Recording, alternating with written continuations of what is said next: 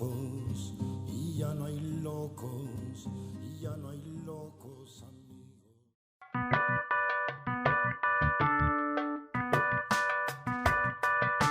No te muevas. Sea real o ficción, Ya viene Babel. imaginación.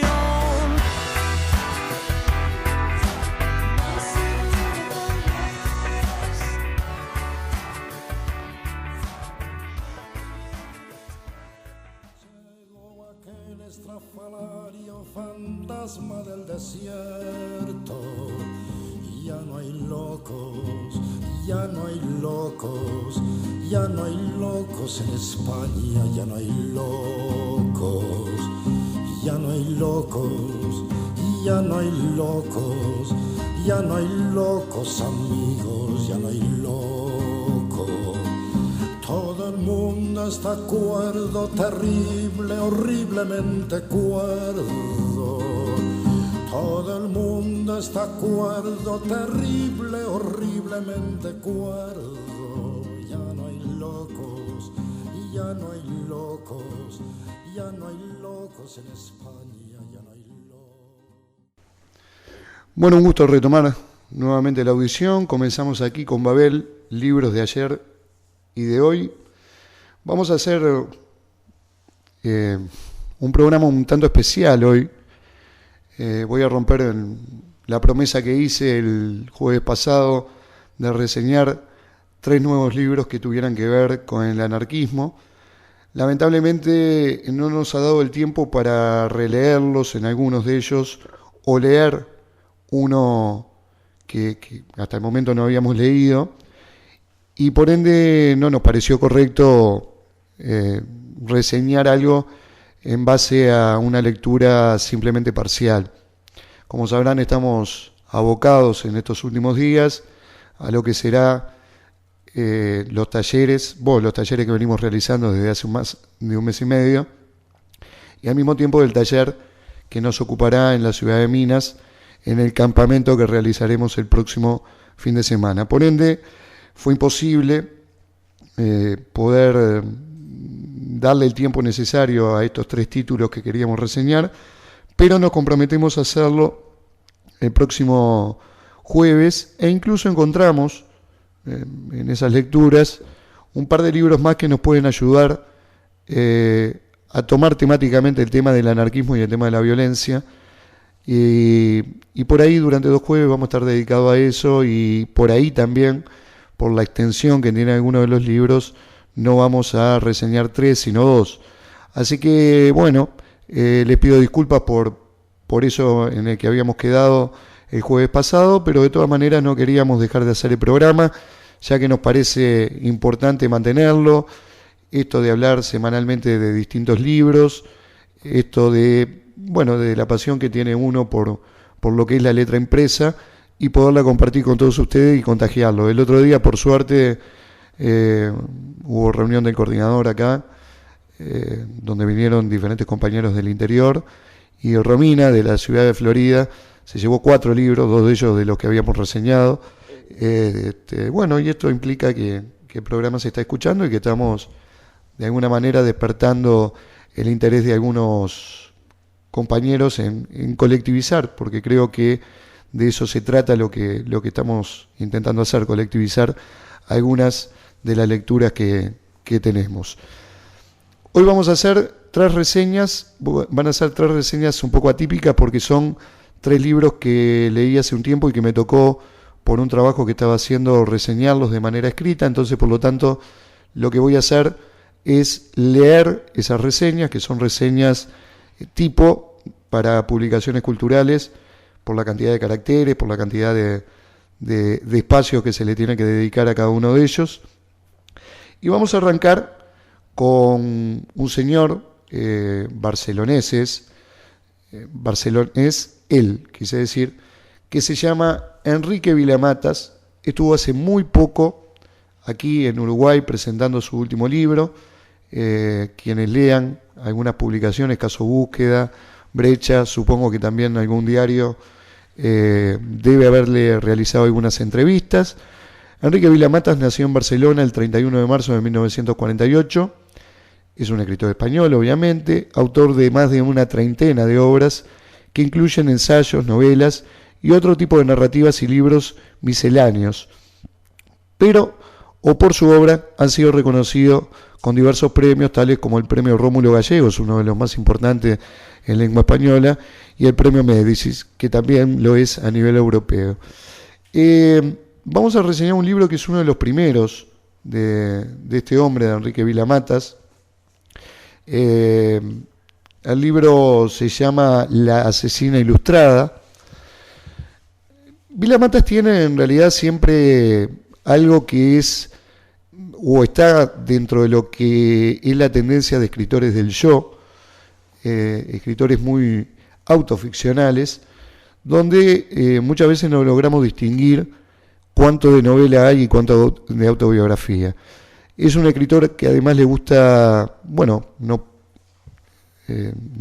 por casualidad, es un gran admirador de Jorge Luis Borges y le gusta utilizar la referencia a otros libros, y cuando esos libros no los tiene, inventa citas, inventa libros, inventa autores, y entonces cae en algunas situaciones en una especie de obra un tanto erudita que termina por cansar en alguna oportunidad sin que ello sea o sin que ello implique que sea un muy buen escritor.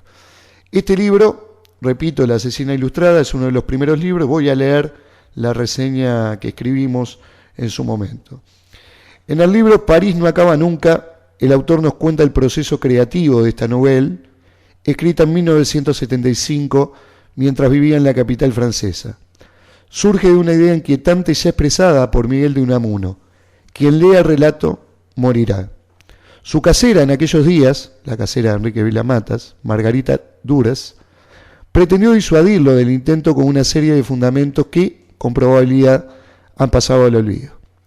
Pero Enrique Vila Matas no parece ser un hombre dado a los consejos, y verdaderamente es una pena, porque uno, al final, queda con la sensación de que el experimento tiene mucho más de fallido que los aciertos breves de una historia contada de manera fragmentaria y desigual. Al comienzo mismo de la novela se da la muerte de Vidal Escavia, un poeta menor y cuya obra constituye un plagio incesante. Muere cuando recibe una carta solicitándole el prólogo para la autobiografía de Juan Herrera, escritor de prestigio, con quien mantuvo durante años correspondencia. Sin embargo, el sobre también contiene un manuscrito llamado La asesina ilustrada, escrita por Elena Villena, la remitente y esposa de Herrera, que son unas 6 páginas redactadas en prosa poética, cuya lectura tiene la propiedad de matar a quien la lee. Si en El nombre de la rosa, de Humberto Eco, la muerte era provocada por el veneno que contenían las hojas del libro, aquí es mediante el contacto con la letra, con su simple lectura. Inmediatamente después descubrimos que hubo otras muertes que precedieron a la de Vidal Escavia. Una de ellas, la del propio marido, de Villena, con quien hace años no convive, la misma noche que leyó el manuscrito. De ello será testigo Ana Cañizal, prologuista, enviada por la editorial que publicará la autobiografía de Herrera. Descubrirá el cuaderno en el despacho del escritor, cuya portada está salpicada por gotas de sangre, que desaparece el mismo día de su muerte cuando Villena visita la casa. Quizás en lo que escribe la joven Cañizal es donde encontramos cierto sentido a la historia. Es ella quien nos describe los sucesos y nos da pistas del desenlace.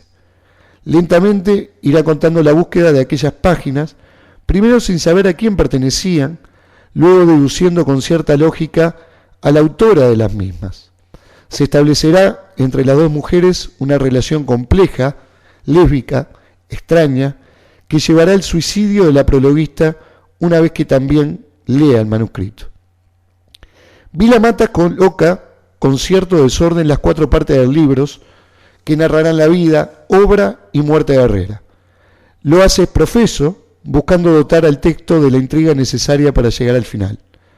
Por otra parte, aparecen germinalmente obsesiones que el catalán desarrollará en el futuro. Por ejemplo, la desaparición del autor, donde se playará con soltura en Doctor Pasavento, o la constante aparición de textos, libros o frases de escritores inexistentes en todas sus obras, juego de erudición algo cansina y repetitiva. Esto es literal. Cerrar el libro será para el lector como cerrar la losa que cubrirá su tumba, nos advierte casi al final Elena Villena. Además, como si fuera poco, sentencia que el texto seguirá circulando, cobrándose nuevas víctimas. Por suerte, no seremos testigos de esas otras muertes, aunque no extrañaría que Vila Matas estuviera encantado de saberlo. Hasta aquí la reseña que hacíamos del libro. Un libro que podríamos catalogar sencillo de leer, no es complejo, pero que tiene en algunos tramos esa especie de erudición de alguna forma inventada por Vila Matas, que lo hace a la narración un poco cansina. Creo que es justamente con Cañizal con quien aparece en cierta medida lo que es un sentido global de la historia y de alguna manera llegamos al final del libro precisamente por la aparición de esta personaje que es la que nos guiará un poco en el sentido de las páginas que la precedieron. Un libro entretenido de leer, un libro corto, 260 páginas con letras bastante grandes, en Editorial Lumen, que lo recomendamos. No es lo mejor del autor, creo que Doctor Pasavento, París no acaba nunca, que son otros de los títulos que tiene en su haber. Vila Matas supera largamente esta obra, pero como una introducción general a lo que puede ser la biografía del autor, la bibliografía, del autor, creo que puede servirnos para comprender otro de los títulos que ha escrito. En el juego de notas que siempre estamos utilizando en este programa, del 1 al 10, para nosotros La asesina ilustrada no supera el 5, aunque reconozcamos que Vila Matas tiene una narración muy fluida, una técnica muy fluida, y lo hace un libro atractivo. Sin embargo, creo que tiene mucho de fallido en toda la historia que cuenta, y tiene un final, si se quiere, de alguna manera, bastante predecible. Se murió aquel manchego, aquel estrafalario, fantasma del desierto. Ya no hay locos, ya no hay locos, ya no hay locos en España, ya no hay locos, ya no hay locos. Vamos al segundo título que vamos a recomendar hoy. Pertenece a Delphine de Vigan, nacida en Francia, actualmente vive en París, que tiene entre su obra, entre sus libros, las novelas No y yo, Las horas subterráneas, y ahora no recuerdo el otro título, que es muy autobiográfico, lamentablemente no lo recuerdo en este momento, y lo que yo creo que es uno de los mejores libros que leí en los últimos 2 años, que se llama Nada se opone a la noche, una novela realmente estupenda de Vigan, que está en circulación en nuestro país por suerte, pero que hoy no es precisamente el libro que queríamos reseñar. De Vigan, al menos yo la conocí a partir de este título que menciono, que llegó en Editorial Anagrama. Lo leí en un día porque realmente resultó ser una historia atrapante, una historia maravillosa. Y bueno, a partir de ese libro me encargué de ir buscando nuevos títulos de la autora, y llego a este que lamentablemente no está en la biblioteca de Covipro. Lo leí a través del ebook, a través del libro electrónico, pero bueno, lo puedo proporcionar a quien quiera leerlo. Y también vamos a leer la reseña que nos correspondió hacer sobre este título.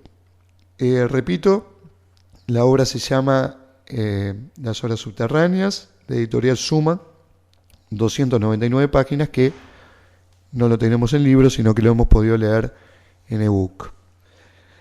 Dice así la reseña: Novela citadina por excelencia, Las horas subterráneas nos enfrenta a la mejor del fin de Vigan, una narración que nos habla de dos historias comunes, dos vidas atravesadas por la soledad y el tedio cotidiano, en una París, y podría ser cualquier otra gran urbe, rebasada por el desorden habitual y la individualidad trastocada. El logro principal de la autora no está en qué cuenta, sino en el cómo, transformando la capital francesa en un personaje más que acompaña y condiciona a estos dos seres destinados a cruzarse fugazmente en la estación del metro de una forma impersonal, casi inadvertida. La historia se desarrolla en un solo día, el 20 de mayo, jornada que podrá marcar el cambio de los dos protagonistas, o al menos el inicio de la rebelión contra sus vidas monótonas y tristes. Matilde es viuda y vive con sus 3 hijos. Desde hace tiempo las cosas no andan bien en el trabajo y eso influye en su vida familiar y social. Es directora de marketing de una empresa importante, pero el desencuentro con su superior, no del todo claro, aunque sugerido en la novela, hay algo, agrego yo, de acoso, termina por convertirse en una persecución que le irá marginando de cualquier decisión trascendente. De a poco, Matilde acabará aislada en un escritorio pegado al baño de hombres, sin comunicación con el resto del personal. Su papel destacado en la empresa poco antes se irá diluyendo y el hecho socavará sus propias convicciones y seguridades que la mantuvieron a salvo después de la muerte del esposo. Por su parte, Thibault es un médico de provincia joven que pudo haber tenido una carrera singular en su ciudad que le asegurara una vida sin sobresaltos. Sin embargo, hace algunos años optó por radicarse en París y hoy trabaja en una empresa de emergencias, yendo de un lado a otro sin orden alguno. Sus días transcurren monótonos, pendientes de ese llamado que lo guiará hasta el domicilio de alguien que espera su atención. Thibault está enamorado de una mujer que no le corresponde y en esa mañana del 20 de mayo ha tomado la decisión, el valor, de decirle que no la quiere seguir viendo luego de haber pasado la noche juntos en un hotel. De Vigan, en capítulos cortos, va trazando una semblanza minuciosa de sus dos personajes y no se entretiene en historias de segundo plano. A través de ellos nos habla también de una modernidad anquilosada, de la soledad y del agotamiento de esas vidas que son idénticas o similares a las de cualquier otra que circulan anónimas a nuestro lado cada día. La autora describe esas horas y existencias subterráneas de las grandes ciudades, repletas de discreción e indolencia de sus habitantes, dispuestos, sin saberlo quizás, a que el ritmo de sus vidas sea impuesto por el engranaje de la urbe. Y cuando el síntoma de una rebelión se produce, se manifiesta en silencio, discretamente, porque los gritos solo pueden escucharse dentro de ellos mismos. El mayor mérito, tal vez, de la autora francesa radica en que desde un principio sabemos o intuimos que los personajes confluirán a cierta altura de la historia. Y cuando el encuentro es inminente, la narración no muta al servicio del mismo, sino que lo incluye como una anécdota baladí sin ningún realce particular. De Vigan tiene esa rara forma de contar lo verosímil sin que sea grotesco, y lo hace extraordinariamente bien con la sutileza necesaria para que la novela siga presente una vez que cerramos el libro. Hasta el momento su obra está compuesta por 4 títulos. El primero, el que no me acordaba, Días sin hambre, que lo publicó bajo el seudónimo de Lou Delvig, donde cuenta su lucha contra la anorexia. Luego, ya con su nombre real, publicará No y yo, un retrato de los bajos fondos de París mediante una relación de un adolescente de clase media con otra que vive en la calle. Pero quizás su obra más importante hasta hoy, absolutamente recomendable, y uno de esos extraños títulos que nos reconcilian al lector con la narrativa actual, sea Nada se opone a la noche, publicada en el 2011, una obra autobiográfica que le mereció el reconocimiento internacional. Las horas subterráneas estuvo dentro de la selección final del premio Goncourt en el 2009, uno de los premios más importantes, el más importante en lengua francesa. Ese año la distinción recayó en la obra Tres mujeres fuertes, publicada por Acantilado, de Dayan Marie Diaya. Es medio difícil de pronunciar porque proviene de el apellido de africano, ¿verdad? Ya casi es una regla que los jurados acierten muy pocas veces, porque no es una excepción que Debian haya merecido con este libro mejor suerte, aunque haya cosechado un triunfo posterior otros merecimientos.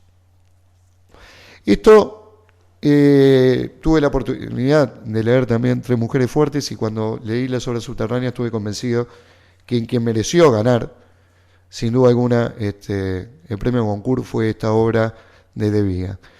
Es recomendable leer porque, como son dos historias que se narran en forma paralela, un médico y una persona que comienza a tener ciertos malestares físicos, ciertos malestares de alguna manera intelectuales, uno cree, uno presume que en el final del libro Matilde va a caer enferma y que quien va a ir a visitarla justamente es el médico. Sin embargo, nada de eso pasa, y el encuentro es tan fugaz, es tan breve, tan poco descripto, que hace en sí que sea una novela extraordinaria, porque si hubiera sido el final, como lo dije, seguramente era una novela totalmente muy bien escrita, muy bien estructurada, pero con un final que no merecía el desarrollo mismo de la narración. En el juego de notas, Las horas subterráneas de Delphine de Vigan, para mí tiene un 8, y la recomiendo absolutamente leer. Repito, está en ebook, pero puedo proporcionarlo a cualquier compañero que pretenda ingresar a la obra de esta gran escritora francesa. Ya no hay locos, ya no hay locos amigos, ya no hay locos. Vamos a reseñar lo que para mí, al menos en estos 3 libros, es el mejor de todos. La autora se llama Leila Guerriero, es una periodista argentina que tiene en su haber 3 o 4 títulos, uno de ellos que circuló por aquí, por Uruguay, Frutos extraños, que es una recopilación de artículos periodísticos, que realmente es un libro extraordinario. Yo todavía tengo grabado la narración que hace con el cuerpo de antropólogos encargados en Argentina de la búsqueda del resto desaparecido. Me parece un artículo de una brillantez pocas veces vista. No por casualidad Mario Vargas Llosa, Premio Nobel de Literatura, el peruano, habla de Guerriero como una de las grandes escritoras, una de las grandes periodistas actuales, que tiene además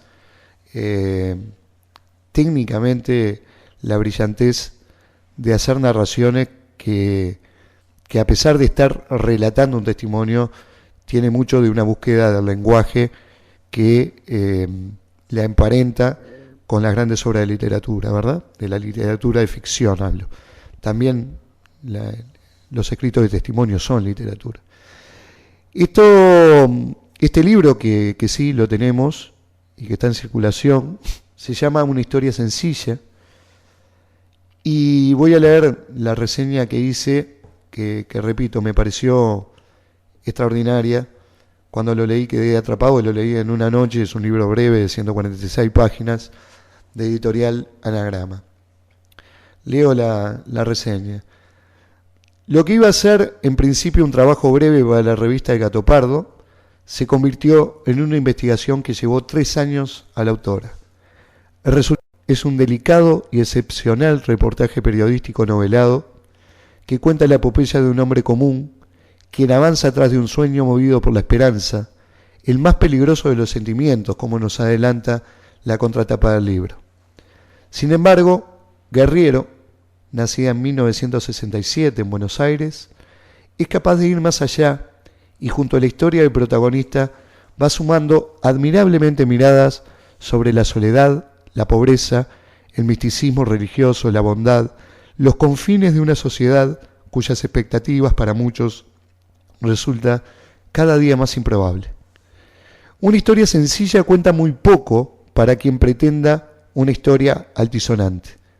La autora descubre por casualidad una nota del libro del diario La Nación que hace referencia a un festival de malambo que se realiza anualmente en Laborde, una pequeña localidad de 6.000 habitantes situada a 500 kilómetros de Buenos Aires. Decide entonces viajar hasta allí al año siguiente y conocer su contexto. El Festival Nacional de Laborde tiene sus leyes desde hace 47 años.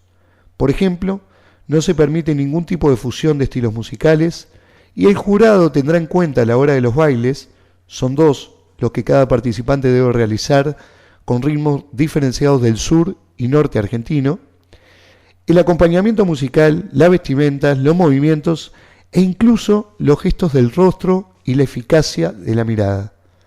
Pero su ley más importante, nunca escrita, pero acordada entre todos los participantes, es que quien resulte campeón del concurso no podrá bailar más un malambo para que el festival no pierda prestigio. Por lo tanto, el malambista que resulte triunfante muere en el acto desde el punto de vista profesional. Es la carrera de alzarse para sucumbir, afirma Guerriero. Desde ese momento, solo podrá entrenar a otros malambistas o enseñar en escuelas a bailar otras disciplinas. Un precio a simple vista bastante caro para la hazaña de intentar una y otra vez estar en el podio del concurso. La autora intenta comprender a estos hombres que realizan esfuerzos increíbles para estar cada año allí, por participar de un certamen casi desconocido para el resto del país. Por lo general, los concursantes provienen de familias muy pobres, a las cuales les resulta un milagro costearse los pasajes y la estadía de los días que dura el festival. Asimismo, y esto me sorprendió mucho, lo digo, la preparación física que requiere ese baile de solo 5 minutos, que es un zapateo increscendo, mezcla de resistencia y destreza, es comparable a la de un atleta para los 100 metros llanos. Esto implica una dieta adecuada y un entrenamiento especial durante meses. Recordemos que estamos hablando de familias muy pobres, ¿verdad?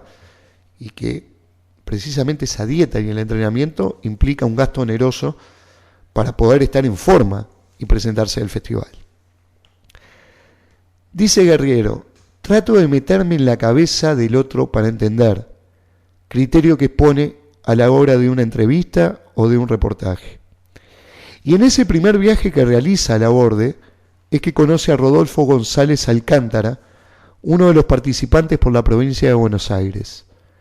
A partir de cierta observación, lo seguirá tratando de meterse en su cabeza para entender. Se detendrá en cada movimiento, en su actitud a la hora de competir, en sus ritos religiosos antes de subir al escenario, en el grado de concentración extrema, casi onírica, al momento del baile. Y lo que comienza siendo charlas puntuales sobre el concurso se convierte luego en una investigación más profunda sobre la vida del protagonista en los 2 años posteriores. Es entonces donde la crónica inicial vira hacia el reportaje novelado. Descubrirá su cotidianidad en Buenos Aires, la pobreza en la cual vivió desde la niñez, la sobrevivencia actual con su familia en condiciones que continúan siendo precarias. Guerriero lo hace con un estilo y una precisión admirable, sin sensiblerías ni golpes bajos. Nunca pierde de vista que narra la historia de alguien que es malambista e intenta explicar cómo un año y otro Rodolfo, como todos los demás participantes, persigue un sueño que quizás sea lo poco que lo mantiene con esperanzas. No necesita echar mano a ninguna fórmula macabra y efectista para explicar la vida de alguien que es como la de millones de personas cuyas expectativas y sobrevivencias son iguales y distintas a la vez. Será por eso que afirma que esta historia es la de un hombre común, con unos padres comunes, luchando por tener una vida mejor en circunstancias de pobreza común, o en todo caso, no más extraordinaria que las de muchas familias pobres. Y se pregunta Guerriero, ¿nos interesa leer historias de la gente como Rodolfo? Gente que cree en la familia, que es algo bueno, que la bondad y Dios existen. ¿Nos interesa la pobreza cuando no es miseria extrema, cuando no rima con violencia, cuando está exenta de la brutalidad con que nos gusta verla, leerla, revestida? Guerriero nos fascina con su narración austera y sencilla, sin que ello implique momentos de un lirismo épico ejemplar. Tomando la máxima de Hemingway, donde lo importante no debe explicitarse, depura su relato y deja lo esencial. Lo no dicho, lo trascendente, queda en manos del lector completarlo para que la historia siga abierta y viva. Porque aunque González Alcántara alcanzó la coronación finalmente, su vida continúa en circunstancias similares y son otros hoy quienes se preparan cada año con el sueño incambiado, buscando sucumbir como la mayor conquista. Esto era lo que escribíamos cuando tuvimos que reseñar este libro. Guerriero tiene esa particularidad que creo que admirablemente la traslada en su libro, donde lo esencial queda no dicho y queda en la interpretación de quien lee. No me puedo extender más, pero hay páginas enteras recomendables, porque creo que forman las páginas de lo mejor de la narrativa actual latinoamericana. E insisto, lo hace en una historia que quizás a ninguno de nosotros se nos hubiera ocurrido escribir, que a ninguno de nosotros se nos hubiera ocurrido que pudiera tener algo para contar este Festival Nacional de Malambo en Laborde, en Córdoba, que lo conocen en Laborde y algún alrededor más. Sin embargo, está poblado por artistas que concurren año a año con la esperanza de ganarlo y, como dice el propio libro, una vez que ganan, sucumbir y desaparecer como palambistas. En este juego de notas, para mí, el libro de Guerriero lo recomiendo de manera muy particular. Le pongo un 9 porque forma parte de lo mejor del testimonio, del relato novelado que ha llegado a nuestro país en los últimos tiempos. Nos encontramos el jueves, lo seguimos ahí, seguimos recomendando algún libro de ayer y de hoy y veremos si puedo cumplir con la promesa de reseñar los 3 libros anarquistas que quedé comprometido para hacer este jueves. Nos vemos el próximo jueves. Ya no hay locos, ya no hay locos amigos, ya no hay locos, ya no hay locos, ya no hay locos, ya no hay locos en España, ya no hay locos. Se murió aquel manchego, aquel estrafalario, fantasma del desierto. Se murió aquel manchego, aquel estrafalario.